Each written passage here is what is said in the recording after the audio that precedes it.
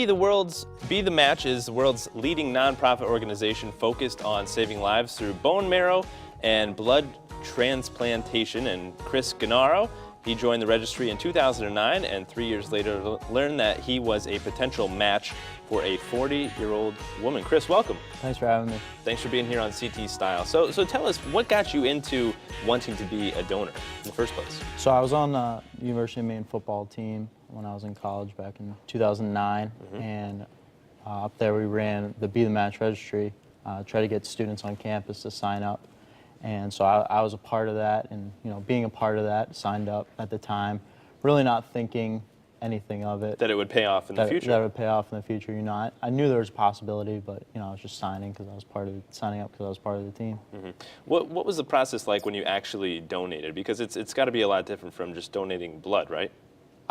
Actually, it's really not. I'll get to that though. So I got the call after I graduated in 2012. Got the call in July that I was a potential match, and heard all the details about it, and agreed to do it first of all, and went through the whole process. Making sure I was healthy, and after they told me I went through the physical and I was healthy, that I was going to be able to donate. So the procedure is actually very easy.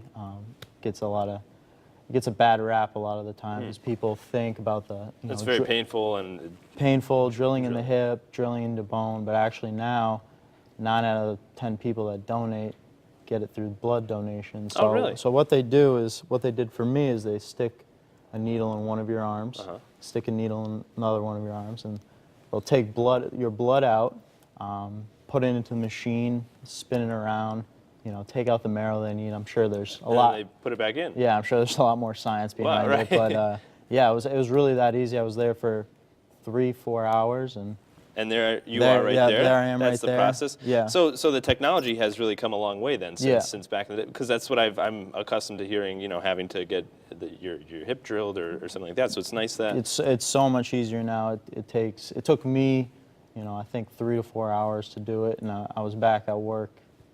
I work for a football team at Yale, so I was back at practice the next day running around.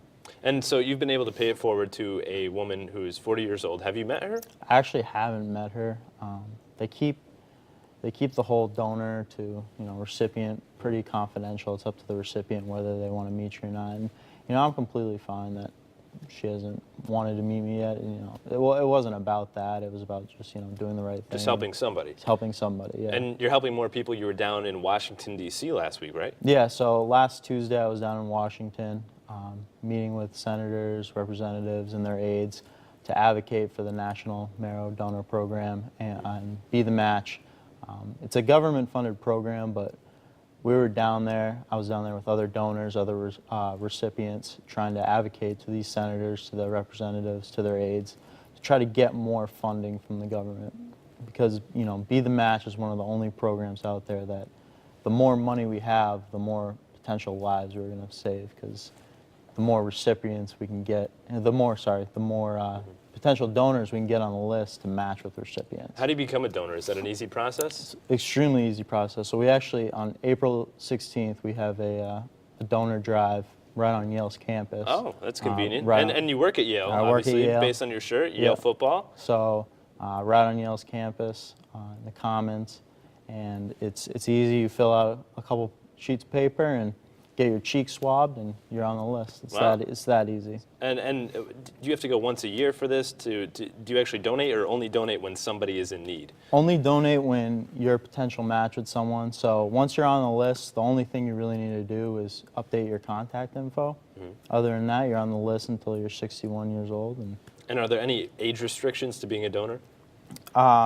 Yeah, like I said, 18 to 61 are the age restrictions. Right. Once you get above 61, then they cut you off the list. But they're looking, the reason we do it on college campuses is because we're looking for younger people and a more diverse community. Okay, Chris, thank you so much for joining us here today on CT Absolutely. Style. And where can we check out Be the Match? You can go to bethematch.org/advocates and on yalebulldogs.com to find out more about the Yale Drive. All right, Chris, thank you so much, and of course for donating yourself. It's nice that you're able to make a difference.